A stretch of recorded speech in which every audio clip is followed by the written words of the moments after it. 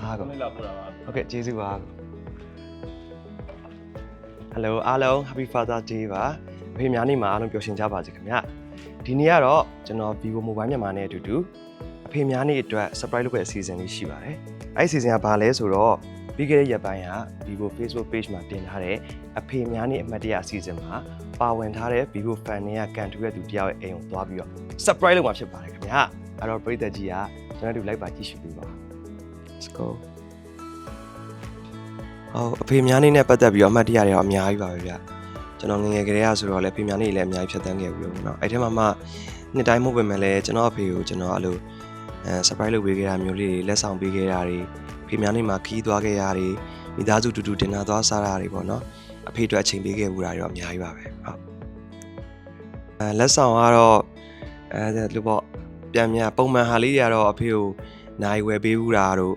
ဖုန်းဝယ်ပေးဘူးတာတို့အဲ့ဒါပေးခဲ့ဘူးတယ်ပေါ့နော်အဲ့တော့ကြီးကြီးမားမားဆိုရင်တော့ကြီးကြီးမားမားတစ်ခုဆိုရင်တော့ကားဝယ်ပေးဘူးတယ်ပေါ့နော်ကားကအဖေပတ်စံနဲ့ကျွန်တော်ကြိုက်တဲ့ကားကိုအဖေကိုပေးခဲ့ဘူးလားကားဝယ်ပေးခြင်းလို့စူးစမ်းနေပါလေလို့ပြောချင်တာပါဟုတ်ကဲ့သမီးလေးရှိပြီးနောက်ပိုင်းတော့ကျွန်တော်ကအဖေဖြစ်သွားတာပေါ့နော်အရင်တော့အဖေများနေဆိုတော့ကိုယ်နဲ့မသက်ဆိုင်တဲ့နေ့တစ်နေ့ပေါ့သမီးလေးရှိလာပြီးနောက်ပိုင်းတော့အဖေများနေဆိုတာငါနဲ့သက်ဆိုင်နေပါလားဆိုရအတီတရားဝင်လာတယ်ပြီးအဖေတယောက်ရဲ့မြတ်တာအဖေတယောက်ရဲ့ဒီဘယ်လိုပေါ့နော်ဒီတာဝန်ယူစိတ်မိသားစုဆိုတဲ့အရာတွေကျွန်တော်ခေါင်းထဲမှာဝင်လာတဲ့အတွက်ပြောင်းလဲလာတာတွေရောအဲ့လိုခံစားလာတာပေါ့နော်မင်းနဲ့ပတ်သက်ပြီးတော့အဲ့လိုစိတ်ထဲမှာအမှတ်တရဖြစ်တဲ့အခိုက်အတန့်တွေတော့အများကြီးပေါ့နော်အဲ့ဒါမှကျွန်တော်ပထမဆုံးစပြောရမယ်ဆိုတော့သမီးလေးမွေးတဲ့အချိန်ပေါ့နော်မွေးတဲ့အချိန်တော့အဲ့လိုကိုတလေးလေးကဘာတန်ထွက်မလဲပေါ့ဥအဲတန်ထွက်မလားဆိုပြီးကျွန်တော်ထင်ပြီးသွားကြည့်ရတယ်တကယ်တမ်းကျတော့သမီးလေးကအဲ့လိုနိုးနေတယ်ကြည်နေတယ်ဘာတမ်းမှမထွက်ဘူးငြိမ်နေတာပဲအဲ့ဒါလေကျွန်တော်မွေးမွေးချင်းမှာ surprise ဖြစ်တာပေါ့နော်အဲ့ဒါတခုပြီးတော့ဒီအရွယ်ရောက်လာတဲ့အချိန်ကျတော့လေကျွန်တော်ကရေကြောက်တယ်ကျွန်တော်သမီးကရေကြိုက်တယ်ကျွန်တော်ဆိုပင်လယ်ထဲကိုမစင်ရဘူးသူကပင်လယ်ထဲကမတက်ရှင်ဘူးပေါ့နော်အဲ့ဒါလေကျွန်တော်တို့အဲ့လို surprise ဖြစ်တဲ့ဟာတခုပေါ့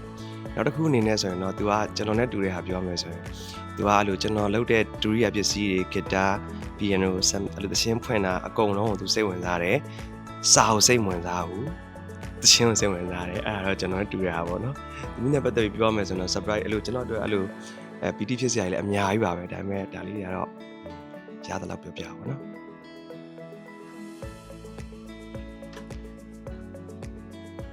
ကျွန်တော်ကိုယ်တိုင်လည်းအဖေတယောက်ဖြစ်လာတဲ့အတွက်အဖေတယောက်ရဲ့မြတ်တာကိုကိုချင်းဆောင်မိပါတယ်ကျွန်တော်ကိုယ်တိုင်လည်းခံစားမိပါတယ်ဗျာပြီးတော့ဒီနေ့လို surprise လုပ်မဲ့အစီအစဉ်မှာပါဝင်ခွင့်ရတဲ့အတွက်လည်းကျွန်တော်ကိုယ်တိုင်လည်းရင်ကုန်စိတ်လို့ရှားမိပါတယ်ပြီးတော့လက်ဆောင်ရရှိမဲ့ Vivo V70 FE ဖုန်းလေးရမှာဆိုတော့လက်ဆောင်ရတဲ့သူအနေနဲ့ဘယ်လောက်တောင်ရင်ကုန်စိတ်လို့ရှားနေမလဲဆိုတော့ကျွန်တော်ခံမှန်းကြည့်ကြမယ်ဗျာ Let's go မိတတာလောက်ပါတတာပြန်လာမုန်းနေဝယ်ခဲ့မယ်နော်ဟုတ် Hi blanket Mwah da ဒ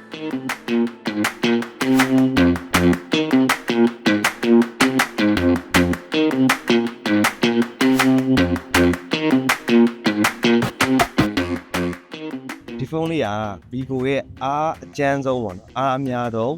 ဖုန်းလေးဖြစ်ပါတယ်သူ့မှာပါတဲ့ဘက်ထရီက 9000 mAh Bluetooth ဘက်ထရီအောင်ပါတဲ့အတွက်စိတ်ချဗျာခဏဖုန်းအသွင်းစရာမလိုတဲ့ဖုန်းအားတော့သိကြတယ်ကျွန်တော်ဒီဖုန်းလေးကိုမနေ့ကတော့အားပြည့်သွင်းထားရပေါ့နော်အားသွင်းမနေ့ကတနေ့ကုန်ဆိုရင်ကျွန်တော်တနေ့ကုန်ကျွန်တော် show razzle သွားတယ်ဓာတ်ပုံတွေလည်းရိုက်ထားတယ်ဗီဒီယိုတွေလည်းရိုက်တယ်ပြီးတော့တနေ့ကုန်လည်းဖုန်းတွေသုံးထားရပေါ့နော်သင်းလည်းနားထောင်တယ်တနေ့ကုန်ဒီပါသုံးထားတာပဲအဲ့မဲ့ကျွန်တော်သိကြတယ်ဒီကောင်အားကုန်မှမဟုတ်သေးဘူးဆိုတာကျွန်တော်သိတယ်ဒီနေ့မနေ့လဲကျွန်တော်ဝရုံသုံးကားနဲ့ထွက်လာတော့အားမသွင်းလိုက်ရဘူးပေါ့နော်ဒါပေမဲ့အခုကြည့်လိုက်တဝက်ကြော်အောင်ကြံသေးတယ်ဗျာအဲ့တော့ဘက်ထရီနဲ့ပတ်သက်လာရင်တော့ဘာမှဝါရီဖြစ်နေစရာမလိုတဲ့ဖုန်းတစ်လုံးပေါ့နော်အဲ့တော့အပြင်သွားကန်နီးမှာဗျာပါဝါဘန်းငါပါဝါဘန်းပါလားအားသွင်းညပါလားအဲ့လိုအမေ့ကြံခဲ့ပြန်ပြီဆိုတဲ့သူတွေအတွက်ကတော့ဒီဖုန်းလေးကတကယ်ကိုအဆင်ပြေတဲ့ဖုန်းပါဝါဘန်းလည်းမလိုဘူးအားသွင်းညလည်းမလိုဘူးကိုဖုန်းရဲ့ဘက်ထရီကိုယုံကြည်စိတ်ချစာနဲ့ယူသွားလို့ရတယ်တေးကြတော့2ရက်လောက်သုံးတော့ဖုန်းကကုန်သွားမှာမဟုတ်ဘူးလို့ကျွန်တော်ကတော့အာမခံပါတယ်တကယ်တော့ဒီ Vivo V70 FE ဖုန်းလေးကကျွန်တော်တော့အမှတ်တရရဲ့အများကြီးဖန်တီးပြမဲ့ဖုန်းလေးလို့ပြောလို့ရတယ်ပေါ့နော်အဓိကသူ့မှာပါတဲ့ 200 megapixel ultra clear main camera ကရိုက်လိုက်လို့ရှိရင်ရုပ်ထွက်တွေကိုကြည်တောက်ရှင်းဖြစ်နေတဲ့အတွက်ပုံတွေကပုံကောင်းကောင်းရတယ်ပေါ့နော်အဓိကဇွန်းဆွဲပြီးကြည့်ရင်တော့မှပုံကကြည်နေပြတ်သားနေတာဆိုတော့ကျွန်တော်လိုမျိုးမိသားစုတွေဖြစ်ဖြစ်ဒီလိုပဲအမှတ်တရဖန်တီးနေတဲ့သူတွေအတွက်ခရီးသွားတဲ့အခါမှာမိသားစုတပုံအမှတ်တရရိုက်တာတွေအိမ်မှာကွန်ပျူတာဆိုကျွန်တော်လိုမျိုးသမီးလေးနဲ့အမှတ်တရတွေယူထားမယ်ဆိုရင်ဒီပုံလေးကကြည်တောက်ရှင်းပြတ်သားနေတဲ့ပုံလေးတွေအမှတ်တရအဖြစ်သိမ်းထားလို့ရတဲ့ပုံလေးပေါ့နော်အဲ့တော့ကင်မရာလည်းကောင်းဘက်ထရီလည်းကောင်းတော့ပြောကောင်းမယ်ပေါ့ဗျာဆိုတော့ကျွန်တော်တို့သမီးလေးအတွက်ဒီနေ့ကုန်ဓာတ်ပုံတွေရှောက်ရတဲ့သူတွေ YouTube သုံးတဲ့သူတွေကျွန်တော်ဖေလိုမျိုး TikTok ဒီနေ့ကုန်ပုတ်နေတဲ့ဖေတွေအတွက်ကတော့ဒီဖုန်းလေးကတကယ်ကိုအားလေးခံတကယ်ကိုအသုံးတဲ့ဖုန်းလေးပါပြီးတော့အကယ်၍များအပြင်နေပါခဏခဏသွားတဲ့လူကြီးရဲ့အန်ကယ်တို့အတွက်လည်းအသုံးဝင်ပါတယ်။ဘာကြောင့်လဲဆိုတော့သူ့မှာပါတယ်9000 mAh Bluetooth battery ကအကြာကြီးခံတဲ့အတွက်ကြောင့်မလို့ခဏခဏအားသွင်းစရာမလိုဘူးပေါ့နော်။ဆိုတော့တကယ်ကိုသုံးတဲ့ဖုန်းလေးပါ။ပြီးတော့ဒီနေ့ဒီဖုန်းလေးရမယ် surprise season မှာကျွန်တော် surprise season မှာရတဲ့ဖေအတွက်လည်းဒီဖုန်းကတကယ်ကိုအသုံးဝင်မဲ့ဖုန်းလုံးဖြစ်ပါလိမ့်မယ်။မိသားစုအတွက်လည်းအမှတ်တရတဲ့အများကြီးဖန်တီးလို့ရတဲ့ဖုန်းလုံးဖြစ်ပါလိမ့်မယ်။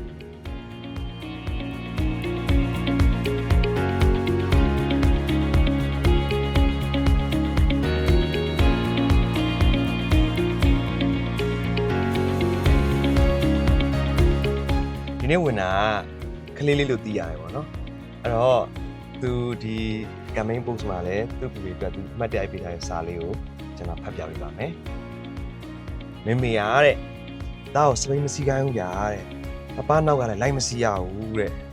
ကိုယ်တိုင်လည်းမနှင်းရဘူးအော်ကိုယ်တိုင်လည်းမနှင်းခိုင်းဘူးတဲ့စပိန်မှောက်မှာစပိန်မှာပြုတ်ကြမှာအရန်စိုးရိမ်နေတဲ့စိတ်ပူတတ်တော့မေမေပါတဲ့ဟုတ်ပါတယ်အဲ့လိုမေကျွန်တော်မေမေလည်းအဲ့လိုပါပဲအဲ့ဒါကြောင့်တဲ့ပပမေမေမသိအောင်စပိန်စီခိုးတင်ပေးတယ်တဲ့။ဩချစ်တယ်။စပိန်နောက်ကလည်းလိုက်စီးခွင့်ပြုတယ်တဲ့။မေမေလည်းသိရောတားဖားနေအောင်လို့အဆူခံရတာ3-4ရက်ထိဆူလို့မပြီးဘူးတဲ့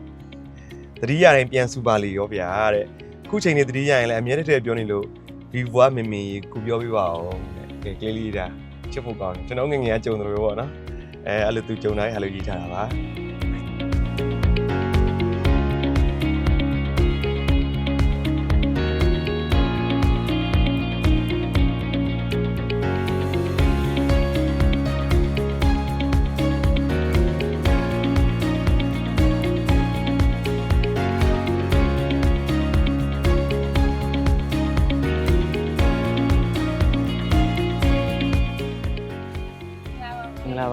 ဟုတ်ကဲ့ခင်ဗျာဟုတ်ကဲကန်လို့ရှင်အသားလေးတွေ့ဒီမှာနေလက်ဆောင်ဖုန်းလေးပါတပည့်ကိုပေးလို့ရပြီ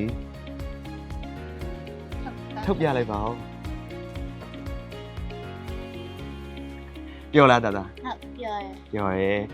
ဒီဖုန်းကဘက်ထရီကအကြာကြီးခံတယ်ဖုန်းအဲ့တော့ဒါဘက်ထရီကတော့စိတ်တိုင်းကျသုံးလို့ရတယ်9000 mAh Bluetooth battery ပါတယ်ပြီးတော့မိသားစုဓာတ်ပုံတွေပါရိုက်မယ်ဆိုတော့ तू ကအမရဲ့သူက200 megapixel ultra clear camera ပါတဲ့အတွက်ကြောင့်မလို့ပုံတွေလည်းရုပ်ထွက်လည်းကြည်တယ် share ပဲဓာတ်ပုံလည်းရိုက်လို့ရပြီဘာလို့လဲကြာခံတဲ့အတွက်ဒါလေးကြိုက်တာဆော့လို့လည်းရတယ်ကြိုက်တယ်လို့လည်းလုပ်ရโอเคနော်โอเคပါဒီတပါတယ်ရပါတယ်ဒီပါတယ်ကျေးဇူးပါဟုတ်စပိန်ပေးစီလိုက်တော့နော်သူစာလေးဖတ်ပြတော့လည်းစဉ်းစားကျွန်တော်ငငယ်ကလည်းအဲ့လိုပဲလို့အဖေကခိုးတင်ပေးရလို့အမေကတီးတော့အမေကစူရောအဖေရောကျွန်တော်ငေါက်ခံရအောင်အတူတူပဲလို့သူရေးထားတဲ့စာလေးဖတ်ပြီးတော့အတော့စိုးရင်လို့တဲ့မေမေကမေမေကတော့မရအောင်တင်ပေးမှာပဲเนาะကျွန်တော်ဖေလည်းလိုပဲတင်ပေးခဲ့ရအဲ့လိုဖုန်းအပြာလေးကင်လို့ရတယ်ကဲဒါမတရားကိမ့်မုံလေးပါအဖေများနေကြရင်မိသားစုတူစားဖို့အဖေများနေအတွက်ဟုတ်ကဲ့ဟုတ်ကဲ့ဟုတ်ပါတို့ကြရပါတယ်အဲ့ဒီနေ့မှာမမရမမေကလည်းတောက်စပိတ်စီရဲ့ကိစ္စနဲ့ပြန်ပြီးဆိုတာအဲ့ဒီနေ့မှာပဲဒီ Vivo ကပြန်ဖို့ post လေးတွေ့တာရယ်ပပကို surprise တိုက်ချင်တာရယ်ဒါအခုလိုပေါ့ရရှိပြန်ဖြစ်သွားပဲဖြစ်ပါခင်ဗျ။အော်မမေကစပိတ်နောက်ကလိုက်စီရတယ်မကြိုက်ဘူးဒါစပိတ်စီရအောင်လည်းမကြိုက်ပပကကြတော့စပိတ်နောက်ကလည်းခိုးပြီးလိုက်စီကြတယ်စပိတ်လည်းစပိတ်စီရတယ်သင်ပေးရပေါ့မျိုးဝဲကျွေးခိုင်းတဲ့မုတ်တွေကိုလည်းတားအဝဲကျွေးတယ်တနေ့ကျတော့စပိတ်စီရတယ်မမေနဲ့ထိတ်တိုက်တူအဲ့နေ့မှာမမေကတားကိုပပကိုပါဆူလိုက်အောင်အဲ့ဒီအချိန်မှာအဲ့လိုမျိုးတိုက်ဆိုင်မှုလေးရှိတိုင်းလည်းတားအမြဲတမ်းရနေပါတယ်ဟောနှစ်တိုင်းတဲ့ပပကိုတား surprise တိုက်ပူပါတယ် ဒါပေမဲ့ဒီလိုမျိုးအကြီးကြီးမမားရေတော့မဟုတ်ပါဘူးပေါ့ဒါကဒီနှစ်ကျတော့စုထားတဲ့ပတ်စံလေးရလည်းနည်းတယ်ပြီးတော့အဲ့ဒါဆိုလို့ရှိရင်ဒီ Vivo ပြိုင်ပွဲ post လေးကိုတွေ့ရတဲ့ဒီမှာစုရရေကောင်းမယ်လို့ဒီဖုန်းကိုတော့မျှော်မှန်းထားပါဘူးစုငွေလေးရလို့ရှိရင်စုရရဲ့ပတ်စံလေးနဲ့ပေါပြီးတော့ဘာကိုဝင်စားလေးဝယ်ပေးလို့ရပြီဆိုရင်တွေးထားအောင်ဒါပေမဲ့ဒီလိုဖုန်းရနိုင်မလို့တကယ်ထစ်တော့မထစ်တာပါအရင်လည်းပြောပါတယ်ဝတ်တာပီတိလည်းဖြစ်ပြီးပါတယ်ခင်ဗျပထမဦးဆုံးကဘာပေါ်မှာရှိတဲ့အဖေအားလုံးအဖေများနေမှာတာပပအပါဝေးအနာယောဂတွေအားလုံးကြည့်ဝကြပါစေကျမ်းပါအသက်ရှင်ကြပါစေလို့ဒါပထမဦးဆုံးဆုတောင်းမြတ်တာပို့ရပါတယ်ခင်ဗျပပနောက်ထပ်လည်းတောင်းအခုလိုစပိတ်စီခိုးတင်ပေးပါတာတိုက်တဲ့ဘုရားလည်းခိုးပြီးဝယ်ကြပါလို့ပြောကြပါတယ်ပပခဏလောက်အားတင်တာပါဒါတိလာလို့ရှိရင်ပပလည်းပဲပြောတာပြန်ရှာကြပါ